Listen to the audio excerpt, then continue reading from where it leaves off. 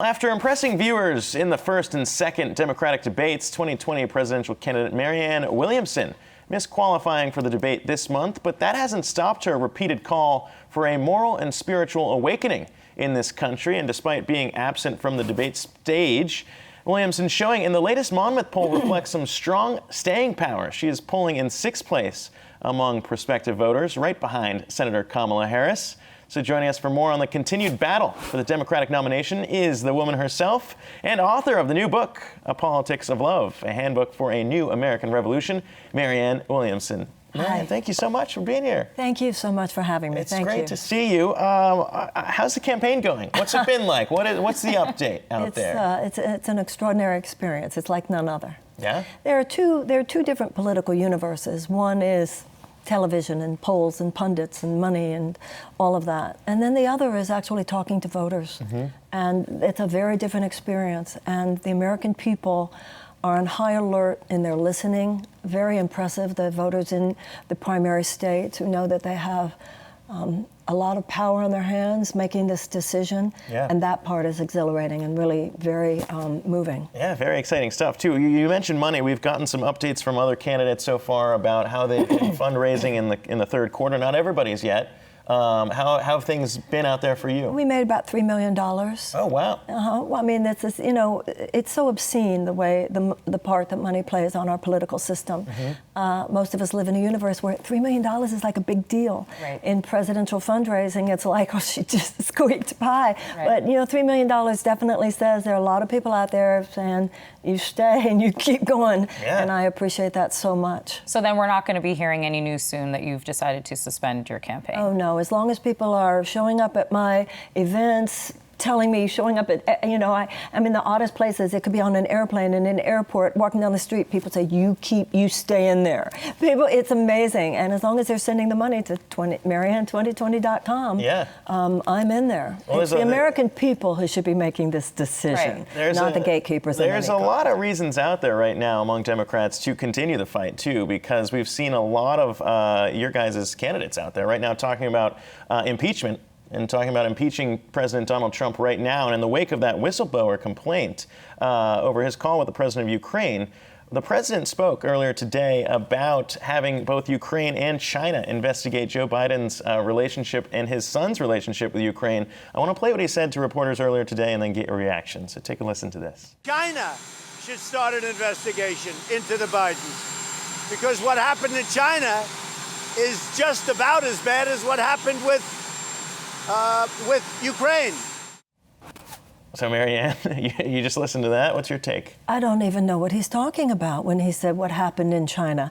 I understand the Ukraine conversation about Biden. And what is he even talking about? I think he was talking about the fact that his son had traveled with the vice president to China and kind of that relationship there. We've talked about business dealings in the country. I think it's clear to most people that the president is dissembling. The president is seeking to distract us. The president is having a little bit of difficult time. So he'll say, this is a president who, as we know, will pretty much say anything to get us off the track of what really matters. Are you on the same page, though, when it comes to impeachment with everyone else? Well, it took me a while because I understand that we have to balance. Do I believe the president has committed impeachable offenses? I absolutely do.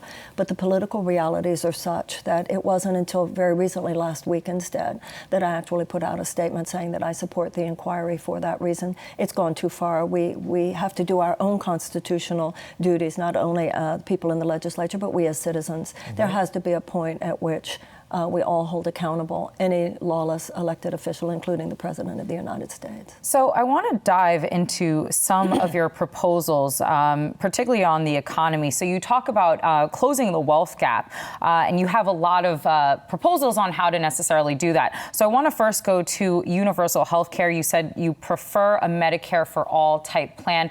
I'm wondering specifically what universal health care would look like to you. Do you support Bernie Sanders' plan of Medicare for for all, is that the plan that you're throwing your weight behind, or do you have a different type of vision? You know, it's very similar, actually, to the impeachment question. Do I support his plan intellectually? Yes, I do. However, the political realities, the personal realities of so many millions of Americans are such that I do believe we should start with a public option in addition to Obamacare. And how would you fund it? Actually, I'm curious to know how you would fund most of your proposals and policies. Bernie Sanders and Elizabeth Warren, for example, they come out and they say that they actually want to increase taxes on the rich. They want to put extra taxes on Wall Street. I'm wondering how you want to fund a lot of the plans that you have for criminal justice reform, the Institute for Peace that I know you want to create. How exactly do you envision paying for all of that? Well, let's look at the semantics there. If you repeal the 2017 tax cut, the 2017 $2 trillion tax cut that gave 83 cents of every dollar to the very richest in the various corporations, to repeal that tax cut is not putting a higher tax on the rich. It's just stopping this ridiculous slide by which we have made this huge transfer of wealth over the last 40 years into the hands of a very few Americans, to the point where 1% of Americans own more wealth than the bottom 90%. I would repeal that tax cut, although I would put back in the middle class tax cut because I think that's a good idea and should have been there from the beginning.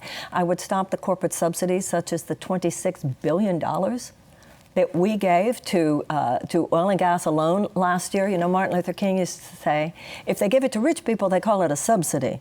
If they give it to poor people, they call it a handout. I would also take back this ridiculous way that the U.S. government abdicated its right to negotiate with big pharmaceutical companies to lower drug prices.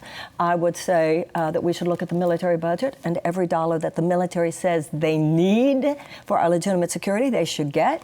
But the money on top of that, which has to do just with short-term profitability for defense contractors, that goes away. And I also agree about the 3% tax on assets of billionaires and 2% on 50 million or more. That's what's interesting, too, though, because we talk about, both sides here, and President Trump has been very careful about defending against socialism. We're going to hear that talk later this week. But when you kind of break out your plan versus maybe Senator Sanders or Elizabeth Warren, it's interesting to hear your take on capitalism, because you're not necessarily saying capitalism is a bad thing. You just want it to work for everybody else. I want capitalism with a conscience.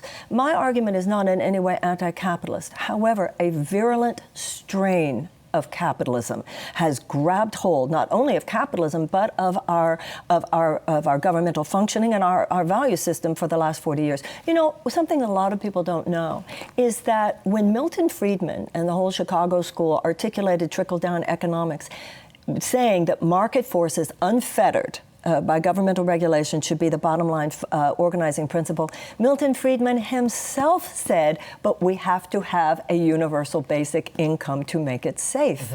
So it's simply a matter of balancing all the forces so there's justice for everyone. The problem in America is not that some people can get rich. That's a good thing. The problem in America is that not enough people can get rich today.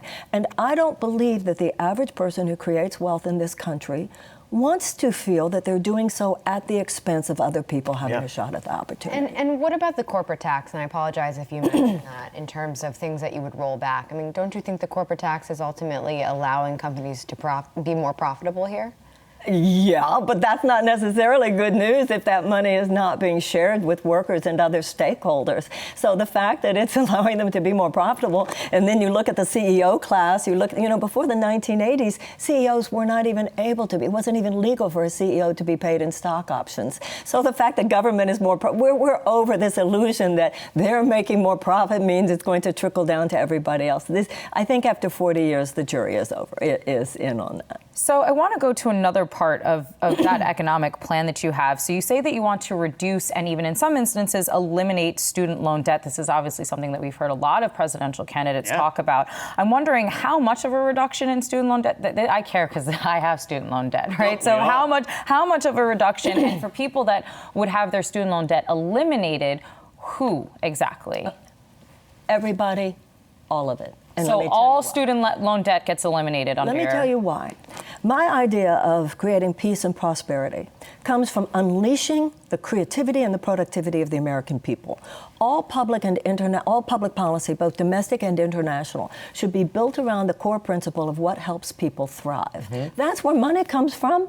Money comes from releasing people so that they can live their dreams. Then they're happier. How many young people, and not so young people, who are loaded by these college debts, want nothing more than to get into the game? Wish they had $2,500 in discretionary spending so that they could start their websites, et cetera. So I say the society is better off if you let people be who they want to be, do what they want to do, because what people want to do is create great things. So yes, I said, well, why are we're talking about a $1.5 trillion student loan debt. We're talking about a $2 trillion tax cut.